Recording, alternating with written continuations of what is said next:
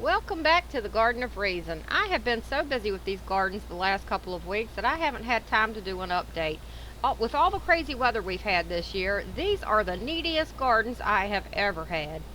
We had a lot of rain the last couple of weeks as usual, and because of that, the ground never has time to dry up. And I had to go through the gardens and break up the surface of the soil to try to dry things up a bit. They look dry in these videos, but believe me, that ground is sopping wet. It was on the verge of being mud when I went through and broke it up. So here's how the garden's growing. I have zucchini planted in the corner here. That's doing well. And then I have purple hull peas planted along the fence. And because of all the dampness and the ground not drying up, disease is starting to set in on a lot of my plants. And I have a little bit of disease starting up on these peas.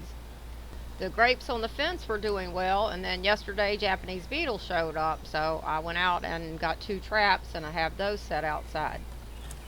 The sugar beets are still hanging in there, but they don't seem to be growing, so I think I need to give these a little fertilizer or something.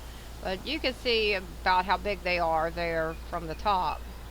It probably seems crazy with all the rain we've had, but I put drip tape on both of my gardens. I want to be prepared for anything. I'll probably never use it, but just in case I do need to water the garden, I can now. That's pickle bush cucumbers on the left and Georgia sweet onions on the right. The onions ended up doing pretty good. Some of them are about the size of a baseball, which is pretty good for where I live. The strawberries were getting so scraggly looking, I gave them a hard pruning. I took off all the old growth to give this new growth some room to breathe. They were old strawberry plants. These are the ones that I planted this year, and they're still looking pretty good and producing berries. These are my butter beans, and all of my beans are starting to get a bit of disease. With our humidity and all this rain, the disease is just impossible to deal with. It's even in the trees. I'll look and there'll be leaves on the ground from the trees that are just covered in disease. So today I went through and I sprayed with Daconol, so hopefully it'll get a handle on it. These are green beans, and same thing here. There's a little bit of disease that's cropping up in it, and if I don't do something fast and sure, then it can just wipe me out in a matter of days here. Here's the disease that's on the butter beans. I have no idea what that is. Maybe anthracnose, maybe rust, I'm not sure. Here's what's on the green beans, and I don't have a clue on that one. I have looked at every bean disease picture I could find and haven't seen anything like that. Now for my FEMA camp garden. Now just tell me, doesn't this look like a FEMA camp to you? So here's the back garden. Looks pretty good, huh? Well, this is a train wreck that is about to happen. There is just enough disease out there that the disease can just wipe me out in a matter of days around here, and I'll show you what I mean. Part of the problem is that this clay soil drains very slowly, so the water will sit there, and it makes a great breeding ground for disease. The rain compacted the clay so much that water couldn't penetrate through it and air couldn't get through it, so algae started forming on the surface of the soil. And if that algae is allowed to grow, then it forms a thick mat that water and air won't penetrate through. So I had to go through the garden, whether I wanted to or not, and break up the soil and try to dry it up and kill off that algae. So here's the same spot after I broke up the soil. This garden has just worked me to death this year, having to do this is the second time I've had to do this. So hopefully the rains will be a little more reasonable and I won't have to do this anymore.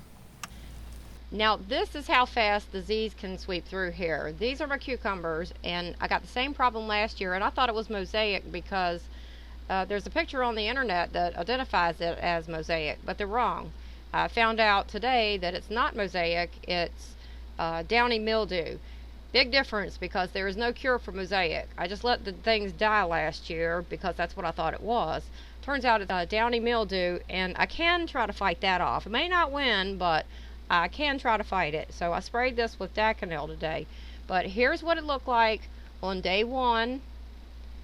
Here's what it looked like on day 2. And here's what it looked like on day 3. As you can see, I don't have time to try things that may not work when it comes to disease. I have to go for the big guns. I have to use things that are proven to work and that will work quickly, because more than likely a rain is going to hit tomorrow and wash it all off anyways. So if it doesn't work, I still have those pickle bush cucumbers out front, and I have another row of the pickling cucumbers along the other side of the fence. And I picked 2 cucumbers off of those plants today. It's like just when it starts to produce, that's when the disease hits. These are the Israeli melons, no disease on those yet. And these are the Jubilee watermelons. They're starting to pick up a little bit of disease. And then here's my corn, and that is very spotty. When it got a couple inches tall, a lot of that rotted and died because of all the water standing out there. These are mammoth pumpkins, diseased. These are sweet potatoes. I planted the whole potatoes, and I've been pulling slips off of those and replanting them. The slips that I've pulled have taken pretty well, but they're showing a little bit of disease as well. The peanuts that I planted last year rotted because of all of the rain, but I had a few peanuts volunteer in the garden, so this is one of those, but it has a little bit of disease too. Here's my zucchini and squash. I actually picked a few, so I won't end up totally empty-handed out this garden. There's some more Israeli melons and some slicing cucumbers. And the peppers are a disaster. They are covered with disease, dropping leaves, barely growing. I knew they were losers from the beginning.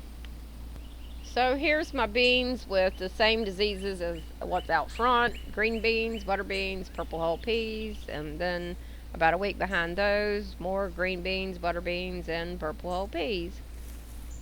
Here's my tomatoes. These are homestead tomatoes. They're doing pretty well, although I had to pull one out today due to spotted leaf wilt virus.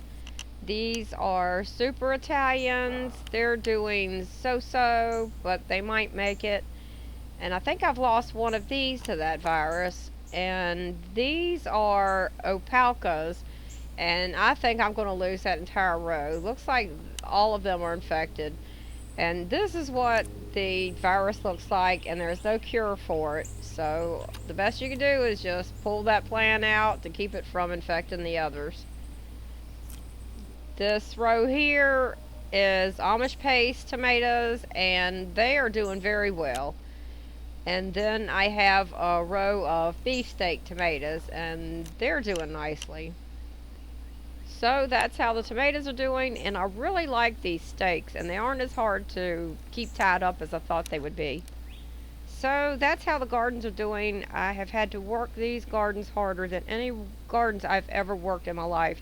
And at this point, I don't have any more time to put into it. I have put so many things on the back burner trying to get them this far that I just can't put off the other things any longer. So from here on out, it's in God's hands, and I hope your gardens are doing better, and I hope it helps.